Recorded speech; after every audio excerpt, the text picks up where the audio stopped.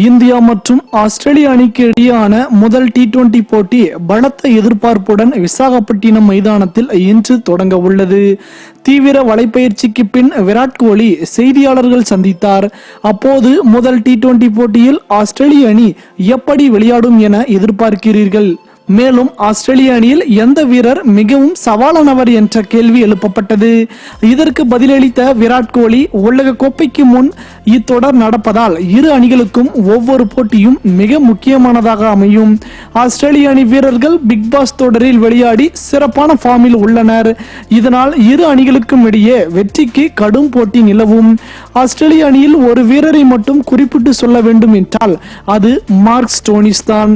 அவர் நடந்து முடிந்த big pass T20 தொடரில் பேட்டிங் மற்றும் பந்து வீச்சில் மிக சிறப்பாக விளையாடி உள்ளார். அவர் இன்று சிறப்பாக விளையாடும் பட்சத்தில் இந்தியாவின் வெற்றிக்கு நிச்சயம் தடைக்கல்லாய் இருப்பார். நடந்து முடிந்த பிக் பாஸ் லீக்கில் 13 போட்டிகளில் விளையாடி 533 ரன்கள் மார்க் ஸ்டோனிஸ் குவித்தார்.